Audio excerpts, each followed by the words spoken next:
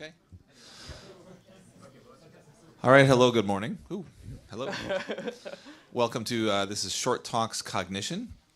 My name is Peter Martens. I'll be shepherding us through here. I've been asked to just make a quick announcement. If you haven't heard already, there is, in fact, lunch today provided as part of the conference. So come and eat. Our first speaker today is Lucas Hess, who will be presenting Can You Feel Me Now? Recognizing Facial Emotion During Shared Music Listening Experience. Please welcome Lucas. Hello, everyone. So I would like to first start off by having you imagine yourself talking with a friend in a coffee shop with music playing over, and you experience kind of a weird interaction like this.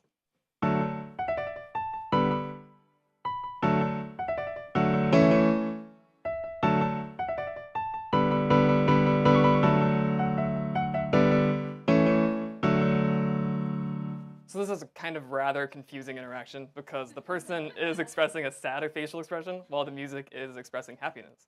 What we investigated in this project is what happens in a shared music listening experience to facial emotion recognition accuracy during a mismatch of facial emotion and music emotion, as you just saw, as well as a match of those same characteristics. Research suggests that there is around 90% facial emotion recognition accuracy using NIM stems in a neurotypical population. NIM stems are standard autism facial emotion recognition stimuli pictures that we prompted our actors with to create dynamic video set of stimuli. The lowest scores in the 90% accuracy of the emotions was the emotion of fear, which indicated 51% to 74% accuracy, depending on the shape of the mouth, as you can see right here. People with ASD also have a larger deficit in identifying fear than any other emotion. Children with ASD also experience similar responses to music as neurotypical children, and both groups can accurately identify the emotional intent of musical excerpts by pointing to facial drawings. Based on this research, we considered that music may assist neurotypicals and people with ASD to have increased facial emotion recognition accuracy. So we composed 5 specific emotion-conveying piano excerpts that went along with the emotions that we created in the dynamic video stimuli. We composed these excerpts as we were concerned about the effect of associations that people have with songs in general, and so that they might be familiar with those. We chose the emotions happiness, sadness, anger, fear, and calm. If we have time at the end, I can play some of these recordings for you. We picked these emotions based on music emotion studies that have employed Ekman's 6 basic emotions, which include happiness, sadness, fear, anger, but excluded disgust and surprise. We also use the emotion calm as it is used in the NIM stem set, and is also because it can be perceived as a more indifferent face than neutral. For a preliminary study, we recorded 9 confederates that responded facially to excerpts based on the NIM stem set that they were instructed to mimic, as well as a piano excerpt of that same emotion. We then conducted the study that measured the preliminary study that measured the highest facial emotion recognition accuracy of the confederate recordings when viewed in silence, and took the top 4 performing confederates to create 20 video stimuli per condition. In our main study, we used 4 different conditions as well as the emotions we talked about earlier. We used a match condition, which is a match of the emotion and face, music and face. A mismatch where the music differed from the face. Our controls were a white noise condition and a silence condition. During the white noise condition, white noise was played over a facial expression video to be a neutral auditory stimulus, and silence was used for minimal to no sound input. In the mismatch condition, we mismatched the emotions based on reflections over the emotions of the x and y axis of the circumplex model. If you're not familiar with the circumplex model, it has increasing arousal on the y-axis and increasing valence on the x-axis, and is a standard model used to measure emotion numerically in both facial emotion recognition studies as well as music emotion recognition studies. We mismatched happiness with sadness, fear with calm, and calm with anger, as you can see, because they are reflections over the x and y axis. In our main experiment, our hypotheses were that accuracy of facial emotion recognition would be higher in the match condition compared to any other condition, and suspected a lower accuracy in the mismatch condition compared to any other condition. So here's an example of a match stimuli we used for the study.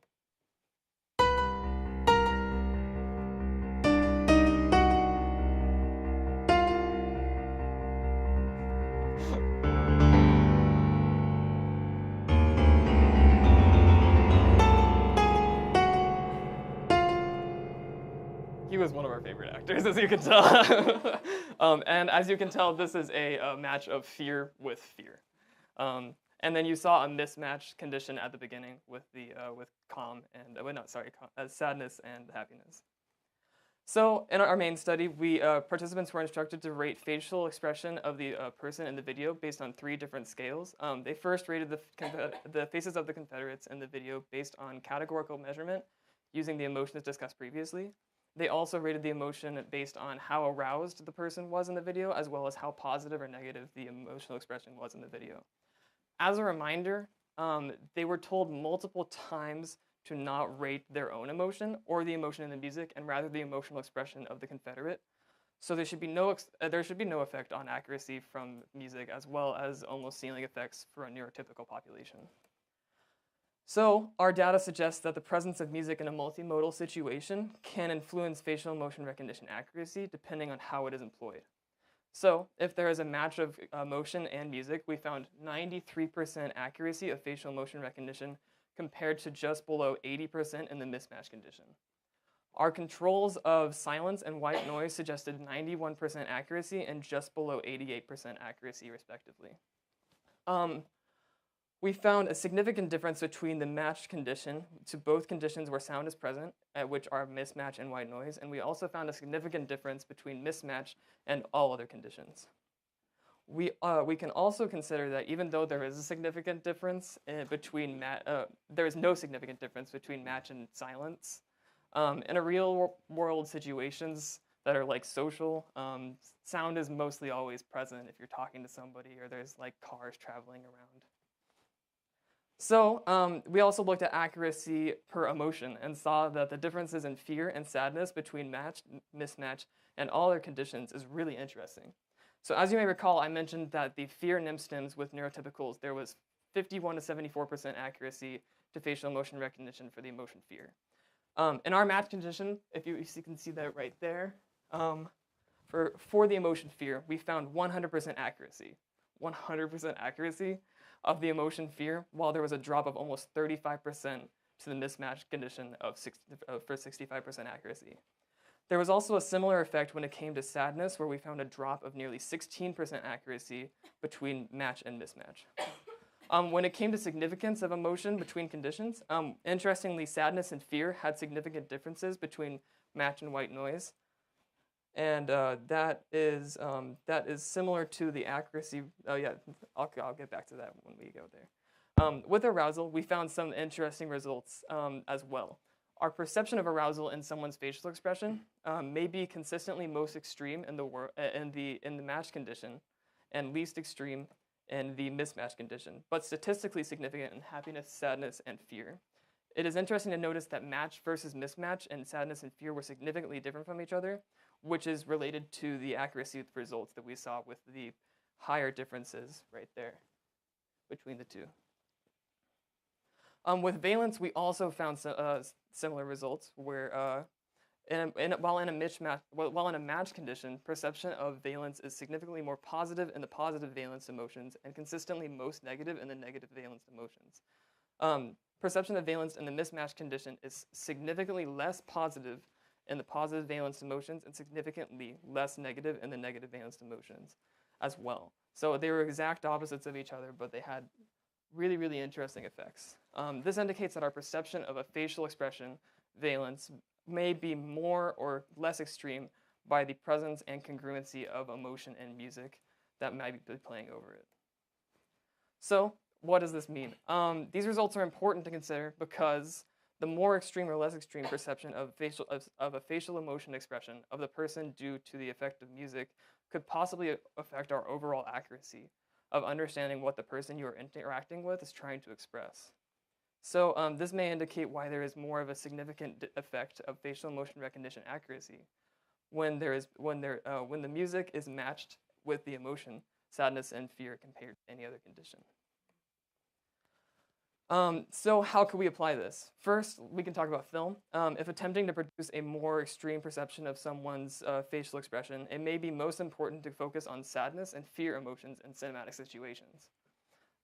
Also, more interestingly, audiovisual interventions have already shown to increase facial emotion recognition accuracy in children with autism. So this fun strategy with using music may be useful in assisting people with autism to improve their facial motion recognition accuracy. So since they experience deficits in facial motion recognition as well, but especially the emotion fear, our matched condition data of 100% in the neurotypical population creates an exciting next step in this project that we are working on with the Burkhardt Center for Autism Research and Education at Texas Tech. So in conclusion, if you're in the coffee shop with your friend from earlier with the music playing, you may have difficulty or improvement in understanding the emotion they are trying to express in your interaction based on the similarity of the music to the facial emotion that they are expressing. So I would like to say some thank yous to, first of all, the College of Visual and Performing Arts at Texas Tech, who gave us a great arts and medicine grant to assist us with this project, as well as Dr. Martens, who helped me with this project as well a lot, and Hannah Percival, Ethan Wills, Wes Dotson, and David Sears. Thank you.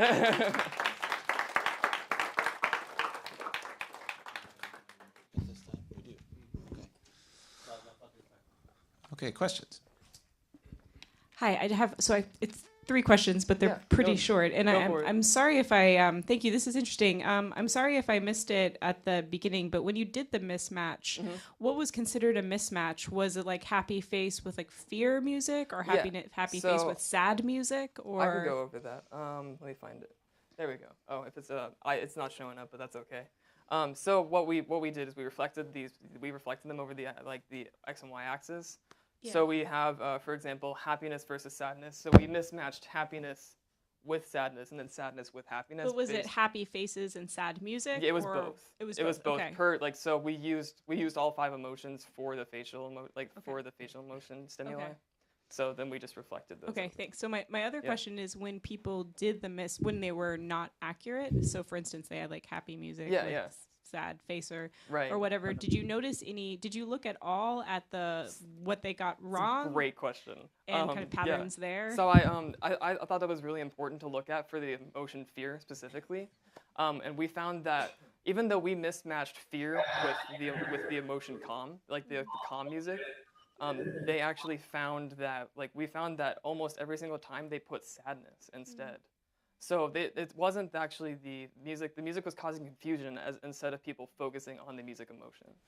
Okay, my last question. Yeah. Sorry, my last question is so you give the example of the coffee shop, your friends in the coffee shop, and the music's playing, but then you were also talking about film. How do you think the people's perception of intentionality would change the accuracy of judging facial expressions? Because there's a difference between being in a coffee shop and music's coincidentally playing versus you're watching a film, and you have at least this kind of like implicit assumption that the composer's intentionally putting music along with this shot. Well, right? I think it would, like I said, I think it would cause maybe a more extreme perception of the facial emotion that you would see in the music, depending on if you had a matched emotion, that and they do that in a lot of film where they're having sad, there's a sad emotion, sad things are going on, but if you're specifically looking at someone's face, that's where this could apply. That's where this research could specifically improve that result. Why don't we take one more question from Montreal here, and then La Plata, if you have one percolating, we'll get to you next. Thank you. Thank you.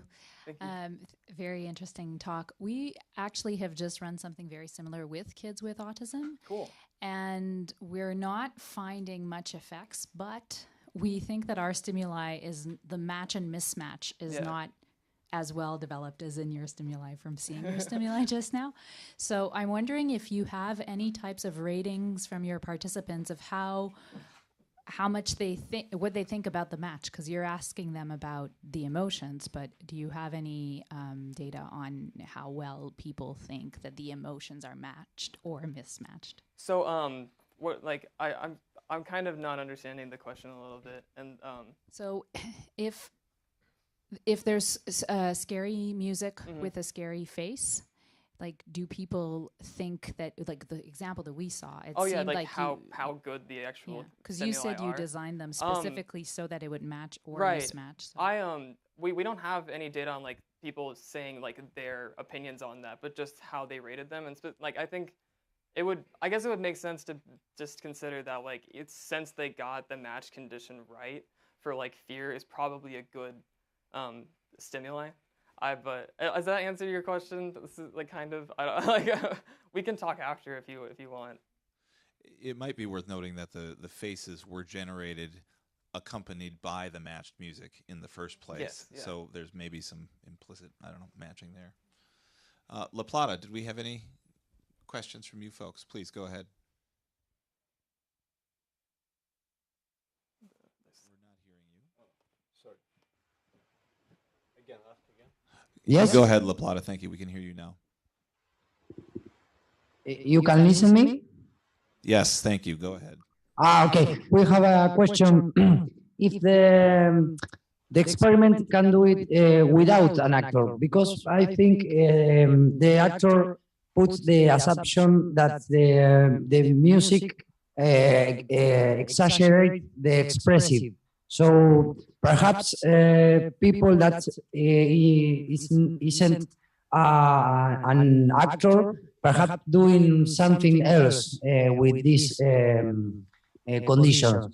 I think it's possible to do it without actor. So I actually did that in Dr. Martin, like a study on Dr. Martin's class actually, and that's how this kind of came about. This whole project came about, but we did that where like two people were sitting in the same room with each other, and they reported like extreme awkwardness because in reality you're looking into someone's eyes or you're looking at their face trying to understand what they're trying to express without an actor trying to making that facial emotion. We are listening your voice so far away. Oh. I don't know. Is it in there? Yes, it's okay. Okay. Anyway, so what we found is that there was when we did something like that without actors, there was a lot of awkwardness that we felt could really jeopardize our results. So that's why we created a virtual experience situation like we did. Okay, thank you. Thank you, La Plata. I guess that's all the time we have for questions, so let's thank our speaker.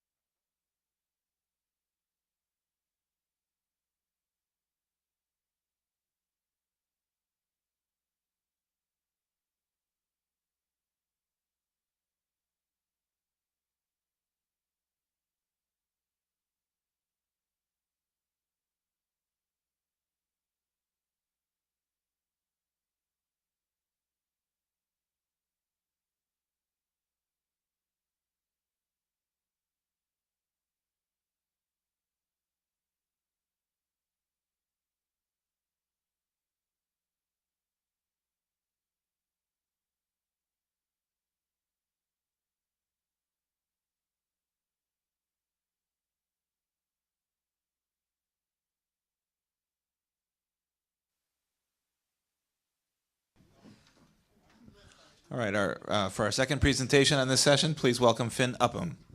Thank you. All right. Hello.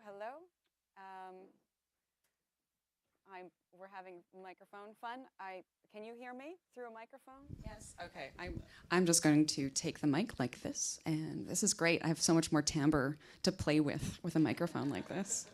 All right. So just to prepare you, this is a bit of a whirlwind because it's basically a 40-page paper being stuffed into 12 minutes plus results. So here, this is a demonstration of a new analysis technique called activity analysis, and specifically as it can be applied to psychophysiological signals. So things like heart rate and skin conductance and respiration.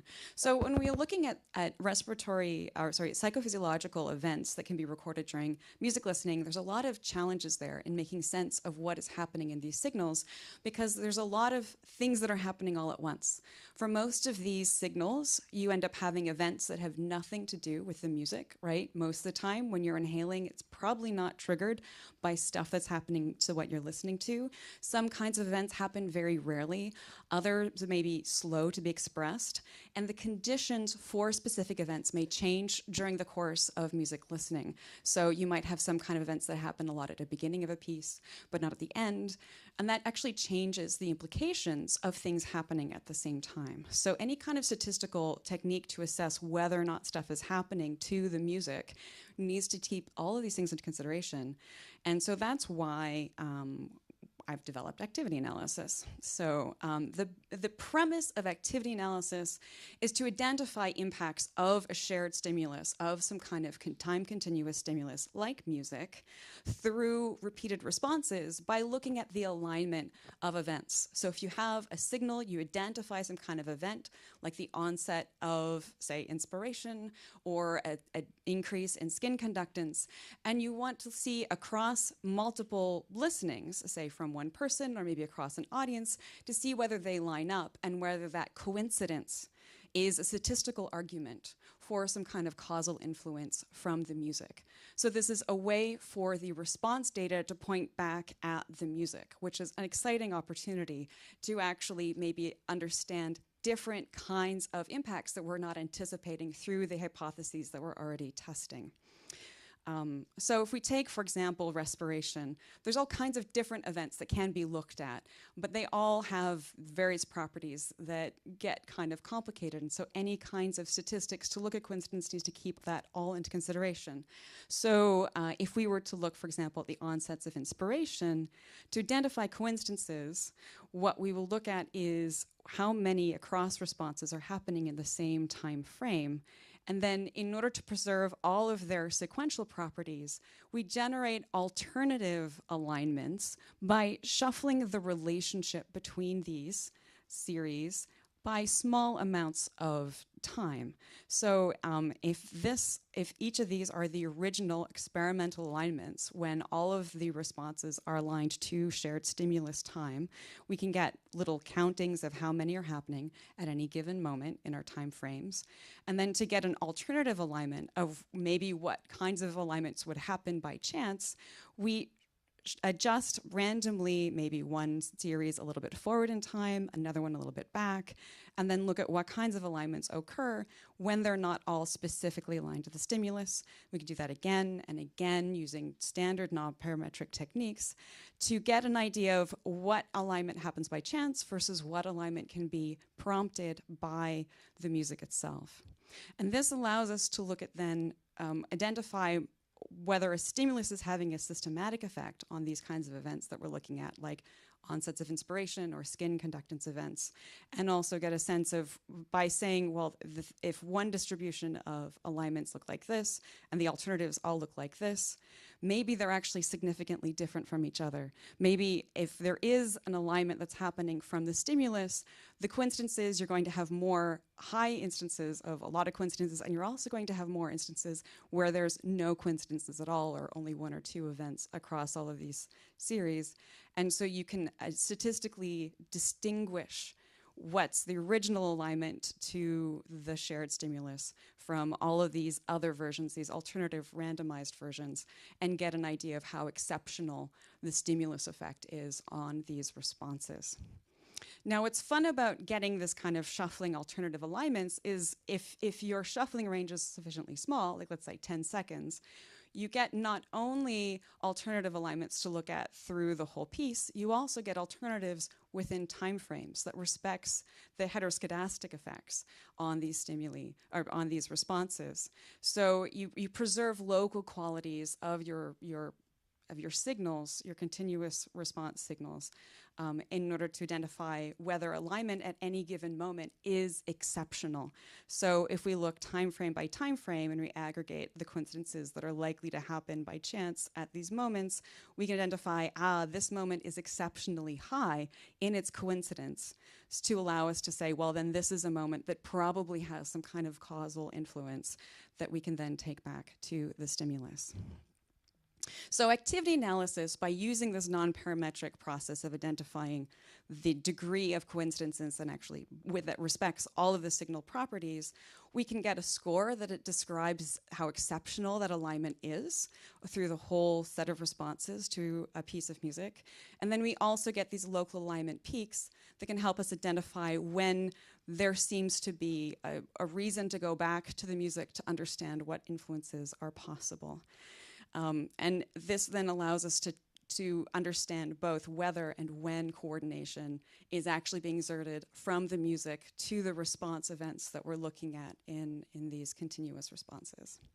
So now this can be used to actually find the kinds of response events that we want to look at, because understanding maybe what kind of influence a piece of music will have is not necessarily obvious if you're looking at something like, let's say, skin conductance increases. We don't necessarily have an idea of what kinds of thresholds are relevant. The effects of music can be very subtle, and so to get a good idea of what maybe response events are necessary, we can use, again, standard numerical analysis processes to identify what kinds of thresholds are appropriate to figure out maybe what kind of, what our window of synchrony would be, like what counts as events happening together to a piece of music, or what shuffling range or what thresholds are appropriate. So I'll skip all that. And now let's talk about what this actually looks like when we apply it to psychophysiological responses. So these are examples looking at repeated responses from a single participant to a bunch of different musical stimuli. And so if we have, for example, zygomaticus contractions, we can do this feature selection process, identify relevant events, and then see whether these events are happening together in time. And then this allows us to say, well, maybe we can identify specific moments that would elucidate what kinds of cues we have. So if we look, for example, at this moment where we have exceptional alignment here, that's not to say that the stimulus isn't responsible to all of this other activity that's happening across these signals, we can see, well, across these 12 signals, there's a lot of coincidence, and at this particular moment, the coincidence is particularly strong, and so let's hear what the music is doing at this moment. Sorry. Unfortunately, I can't do the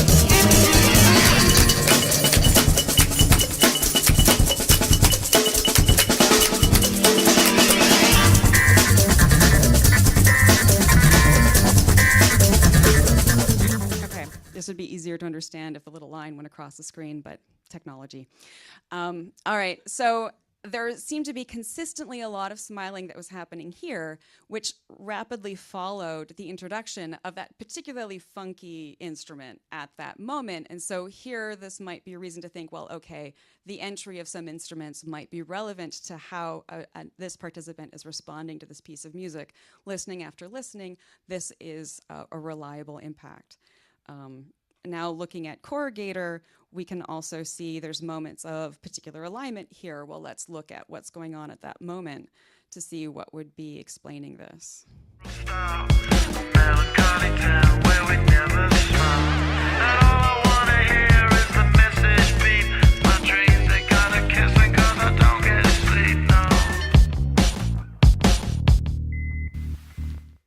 So the reliable corrugator contraction, which is in the brow that relates to frowning and tension, seem to consistently align with the line, "Don't get sleep, no," in this excerpt of music. And so here again, we have a highlight of this physiological response that's connecting somehow to this piece of music. And while the lyrics cover a lot of different topics, this particular moment seems to be consistently relevant to this listener.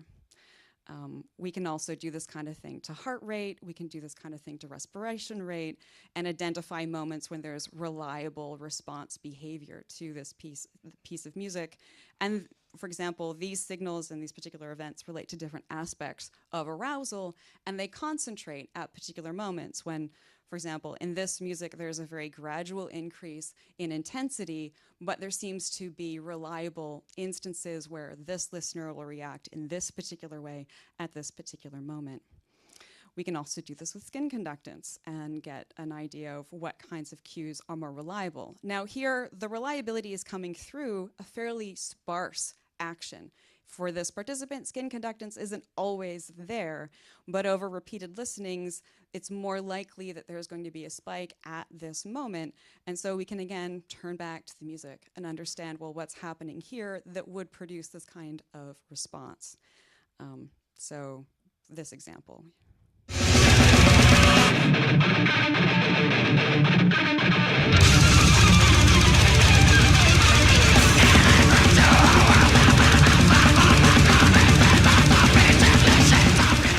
So in this particular excerpt, there's a lot of different moments to it. There's sort of a sequence of changes that are happening. There's the shift to one side of the stereo. There's a change in the instrumentation activity, and then there's the return of the voice. And of all of those changes, we see that the most consistent trigger for these skin conductance increases is the return of the voice at this particular moment. And so here we have then again a reason to think, well, okay, what's about the voice then at this moment? Why would that be a reliable trigger compared to all of these other changes that are taking place in the music? So activity analysis doesn't let you do all kinds of, it doesn't tell you everything about the relationship between a physiological signal and the music, but it does allow you to pick up some specific relationships that wouldn't necessarily be assumed to exist before. All right. So yeah, there's a lot that can be learned about psychophysiology and music using these kinds of approaches, and thank you for listening.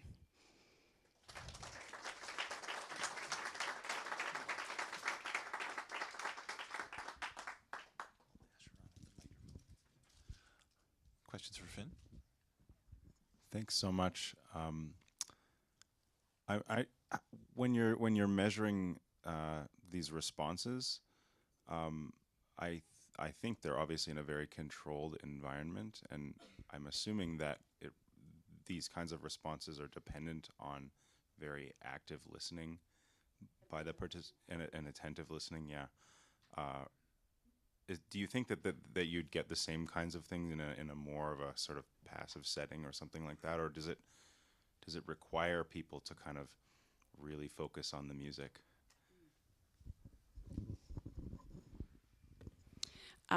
That's a really important question, is what can we generalize from the responses that we record in a focused listening setting to casual listening experiences? And I mean, the one thing that maybe we can hope for is that we get in the laboratory maybe more regular responses to events that could happen in other environments. And the other relationship that could exist is that maybe if you're not focused on the music, you don't cross a threshold into reaction at all. So it's uncertain, but certainly what I would expect is that it would be rarer. So, I mean, these statistics allow us to identify relatively rare events, but then it would be even rarer for these kinds of reactions to happen elsewhere. At the same time, that response to the technical death metal, I would probably have in a lot of other environments for that particular tone of voice. It's very strident. La Plata, I'll take one from Montreal, but if there's anyone there, we'll come to you next. Do you have a question? Yes? Thank you, Finn. That was really very nice. I liked the sophisticated approach. What I'm wondering, though, is that when you relate the physiology back to the music, it's just kind of point and see, right? So could you take sort of a similar approach, looking at a time series of acoustical events in the music, and then try to do some kind of, I don't know what, cross-correlation between the different musical features and the different physiological responses to look at that matrix to see, which features elicit which responses. Certainly there's a lot of work that is done in that way to measure continuously psychophysiological responses and identify, trying to relate and predict kinds of patterns of, say, arousal, change-related events and that sort of thing. What this approach is specifically designed to do is allow us to explore relationships that we might not be thinking of already. And so this can give us a sense of how, because music, I don't know, there's two ways to think about music. We can think of music as this kind of continuous sort of dimensional process, or we can think of music as a sequence of events that happen in time. And those two approaches lead to two different ways of applying statistics to understand what kinds of reactions are happening, both what kinds of actions are happening to generate the sound and what kinds of actions are happening in the response. So this technique, aspects of activity analysis could be used to do the kind of continuous relation that you're describing in terms of looking at activity levels and just correlating that time series, and I think that would be very informative too. Using this event-based approach is specifically for exploring relationships in order to pick up and challenge what we might be expecting as being a reliable trigger for experiences. La Plata, do you have any questions? We have a question here, yes. Can you hear us? Yes, thank you. Okay. Hello, I'm from Brazil. My name is Eduardo. And first of all, I would like to thank you for this presentation. And with this new technique to eliminate false positives, do you guys intend to review previous data from other studies, or is just something you intend to use in the future? Actually, a lot of this was developed using previous studies data, because that's a really good way of just getting through the questions of whether these methods work. And I think if people want to use this approach, the activity analysis, there's a MATLAB toolbox that's up on GitHub. You're welcome to download it, to play around with this and try it out yourself.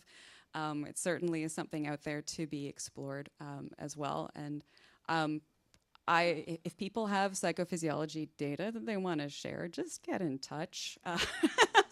I'm happy to help you apply it and maybe get some different kinds of information out of the signals that we're already recording.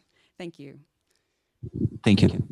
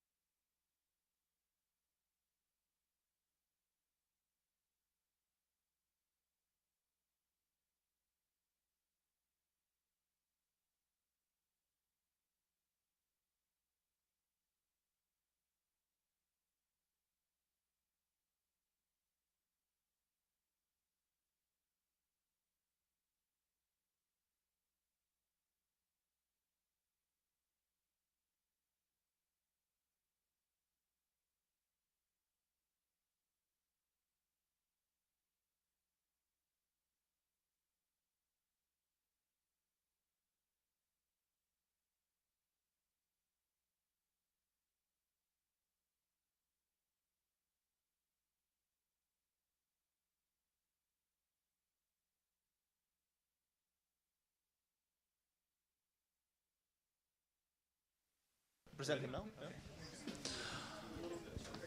All right, our third and final presenter for this session is not able to be here in person, but his presentation is able to be here in person, and he will be here remotely to take questions afterwards. So he's actually already online and with us virtually. So without further ado, I'll introduce the work of Mark Shevy that you'll see on the screen here. Hi, I'm Mark Shevy. I'm a professor of mass communication and media production at Northern Michigan University, and I'm excited to present some research findings and some questions. Affective disposition theory is a way of explaining how people might get enjoyment out of narrative. It isn't the only way that they can get enjoyment, but it's one process.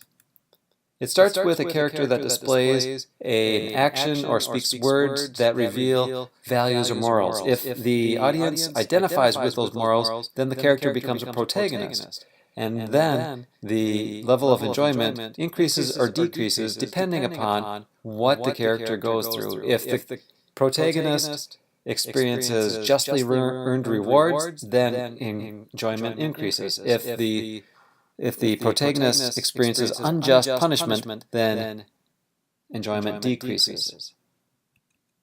Research in music and multimedia suggests that music could influence some of the variables that relate to this process. In the current study, the independent variables are going to be the story ending. At the end of the story, the protagonist will either be rewarded or punished. And then the music will be present at the beginning of the story, either positive music, which portrays a happy or calm feeling, or negative music, which might convey a feeling of danger or evil. The dependent variables are perceived protagonist emotion balance. So, do listeners think that the protagonist is feeling happy or sad, good or bad? The second dependent variable is listener emotion balance. That is, do the listeners themselves feel happy or sad or positive or negative? And then finally, listener enjoyment. Are the listeners enjoying the story? Each of these variables was measured using multiple items. I tested them through principal component analysis and Chromebox Alpha to test their validity and reliability. And this resulted in 9 hypotheses about the relationship between the variables.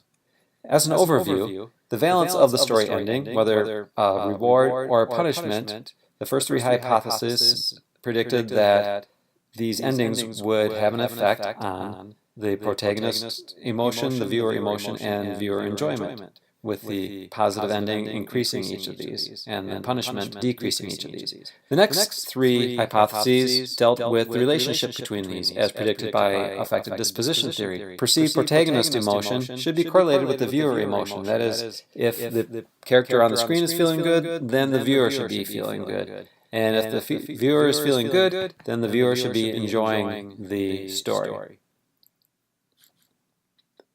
Finally, the third set of hypotheses deal with the impact that the music has in moderating the impact of the story ending. We'll get into these in more detail. And over on the side here, these are other variables that research has shown could play a role, but 9 hypotheses is enough for the current study, so we just stack them off to the side for later. The participants were in an undergraduate introductory psychology course. The professor of the course sent them an email to recruit them and offered course credit. After cleaning the data, we had 105 participants, and the mean age was 20 years, just over half were female. The link in the email sent them to a consent page. It also had reminders saying to wear headphones, choose a quiet location, and randomly assign them to a condition. The design was a 2x3 between subjects design with reward and punishment endings as being the 2, and then we had no music, positive music, or negative music for the soundtrack. There were some secondary manipulations which we don't analyze in this study. There was a glitch in the implementation which resulted in a low number of participants in the no music conditions, so we might need to get more participants in the future to see if that affected significance levels. The stimulus was a story read by a professional radio announcer recorded in a professional studio, and the music was selected by a classroom of undergraduate judges. Story duration was 113 seconds. So here's some examples of the stimulus. This was negative music leading to a reward. This combination of music and ending led to the strongest effects in the experiment. The forest supported much life in the winter, but the frigid temperatures were just as eager to steal it away. A young woman named Lauren walked along a trail in these woods, quickly enough that she wouldn't get cold, but slowly enough that she could pay attention to the sights and sounds around her. As she rounded a bend, a movement in the woods ahead caught her eye. It was a dog. And to save some time, we need to fast forward to the ending. She only made it 3 steps when she heard a woman shout from the woods behind her. Lauren turned and saw a woman in her 40s bounding through the snow toward her. Within seconds, the woman was only a foot away, blocking Lauren's path. "Thank you so much for helping my Harvey," exclaimed the woman in a cheerful voice. Lauren pushed through the surprise and managed to smile. "I hate to leave him alone even for a moment," explained the woman, "but I really needed both hands just for a minute. It's so good to know that there are good people like you." Without allowing Lauren another word, the woman took the rope from Lauren's hand and walked away. Lauren watched her silently as she disappeared down the trail. That example that you just heard was the condition that led to the strongest effects in our study. It was the negative music leading to a reward ending. But just to give you an example of what the positive music sounded like in the punishment ending, let's listen to a little bit of this combination. The forest supported much life in the winter, but the frigid temperatures were just as eager to steal it away. A young woman named Lauren walked along a trail in these woods, quickly enough that she wouldn't get cold, but slowly enough that she could pay attention to the sights and sounds around her. And let's cut to the end. The snow toward her. Within seconds, the woman was only a foot away, blocking Lauren's path. "What are you doing with my Harvey?" demanded the woman. Lauren mustered up an answer. "I was only trying to." "How dare you?" scolded the woman. "How dare you? I leave my dog for 1 minute and you try to steal him. Shame on you. I should call the police." Without allowing Lauren another word, the woman grabbed the rope from Lauren's hand and stomped away. Lauren watched her silently as she disappeared down the trail. The first set of hypotheses were saying that the story ending would influence the perceived protagonist emotion and the other dependent variables. And I predicted that this would be the strongest effect. And as you can see with the blue bars here, these are the reward endings. So we had reward with no music, reward with positive music, and reward preceded by negative music. Then with the green bars, we have the punishment endings. So punishment with no music, punishment preceded by positive music, and punishment preceded by negative music. And a t-test of the average of all the reward endings compared to all the punishment endings showed that yes, the punishment endings did lead to more positive protagonist emotion. Okay, listener emotion. Listeners' emotions themselves, again, same results. If there was a reward ending, then their emotions were more positive than if there was a punishment. However, most of this effect, when I did individual tests, was a result of this particular condition right here, the negative music preceding the reward. That was the first example that we listened to. Enjoyment was not impacted by the ending. Next, let's look at the correlation between the dependent variables. Perceived protagonist emotion should be positively correlated with listener emotion.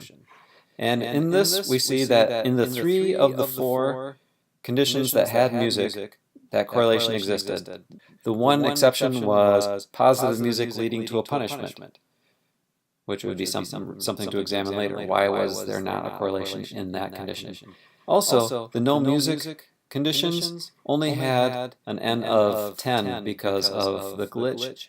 We should run the experiment with more participants to see if these conditions might get significance. Hypothesis 5 was talking about would enjoyment be correlated with protagonist emotion, and it was not in any of the conditions except for the negative music preceding the reward. and likewise, enjoyment being correlated with viewer emotion. There was no correlation in any condition except for negative music preceding the reward.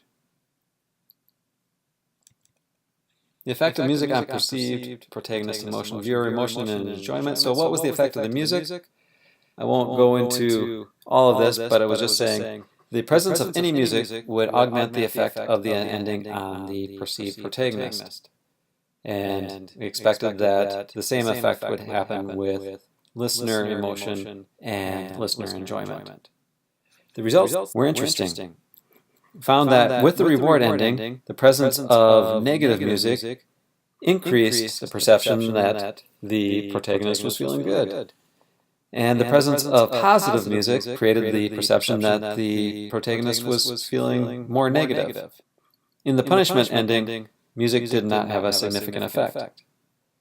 When we looked at listener emotions, we found the same pattern. The negative music preceding the reward increased positive emotions, whereas the positive music increased negative emotion.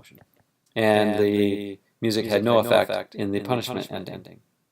In regard to enjoyment, the music did not have any significant effects. I don't have time to present much discussion, so let's jump right to the conclusion, and then we can talk about things afterward if we want to. In summary, the story ending and the presence of music did have effect on variables related to affective disposition theory and enjoyment. Story ending had the strongest effects, impacting the protagonist emotion and the listener emotion, but the listener emotion was really only in the condition where the negative music preceded the reward. We also found that there was a correlation between protagonist emotion and viewer emotion in all the music conditions except for one, and viewer enjoyment was only correlated to the emotion variables in the one condition where negative music preceded the reward. So that particular condition where negative music preceded the reward was a special instance that deserves further consideration. And finally, the valence of music did have a moderating effect on story ending, but only in the reward ending. So we need to figure out what was it about the reward ending that allowed the music to have more effect, or what was it about the punishment ending that prevented the music from having an effect. Also, what explains the effect that the music did have? Why was it that the negative music increased perception that the character was feeling good, or increased the positive feelings of our listeners? With that, I'll stop talking, and I welcome your comments and questions.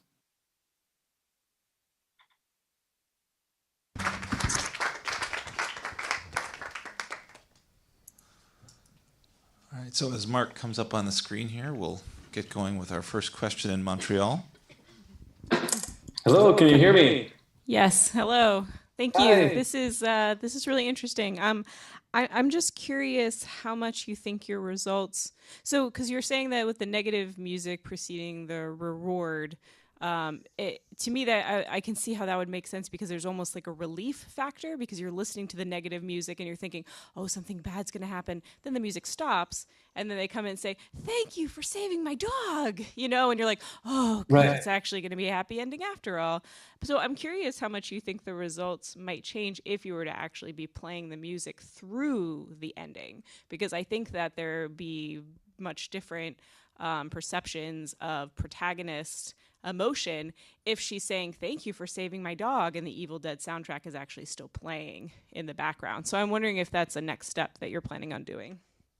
Yes, I think that would have a big role in part of this. Ties in. I was excited the way that this tied in with what Lucas was talking about, and then also the need for continuous measures with what Finn was talking about. But in this case, with like what Lucas was talking about, if you have a music congruence or mismatch as it's playing, that's one thing. And what I was trying to see is, okay, if you set it up, could that influence the outcome later based on the expectations that people are building? So there's some research like Boltz, Schulkind, and Contra from the 90s saying that music played congruently would have one effect, where music preceding an event and as a type of foreshadowing would have a different effect. In that case, they found that I think it was memorability for events, for example, that if the music played simultaneously during an event, then that event was more memorable.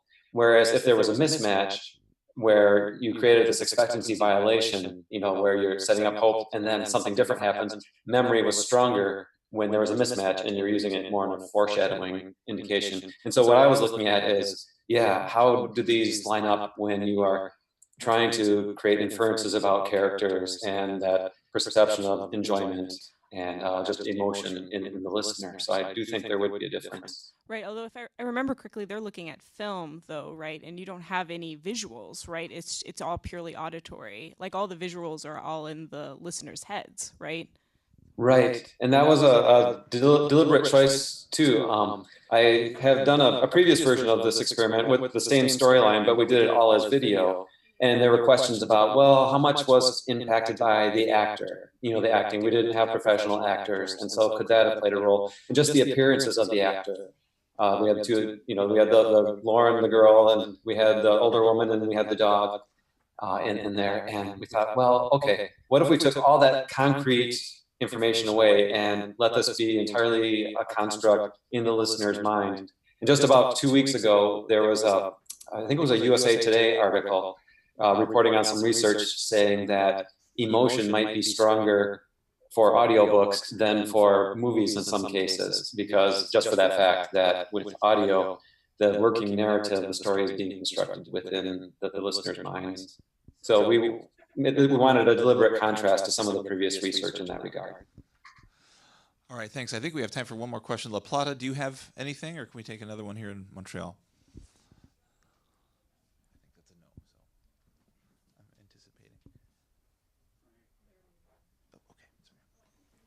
No, we don't have questions here. Hi, thanks. So this is kind of following up on Janet a little bit. I found myself listening to the music and kind of ignoring it when the narrative had nothing to do with the music, right? So like in the positive valence where it's kind of sounded like a nice strolly taking a walk, right? And then as it continued, I just kind of completely ignored the music. With the negative valence, it's like, okay, it's kind of ominous at the beginning. And then when you mention the dog, it's like, oh God, the dog's gonna bite her or something, right? So I'm wondering if there's any way to kind of introduce the music only at narratively, or to control for the music only being played during a narratively congruent or incongruous events, and then seeing how that affects emotion. That's a great point, and that was a big question that came up of where do we start the music and where do we stop it? And Ray, as you're pointing out, there are about probably 20 different points where we can start and stop the music to make it congruent or incongruent with different events, and that would be a great series of experiments to do. Okay, thank you so much. Let's thank all three presenters for this session. Mm-hmm.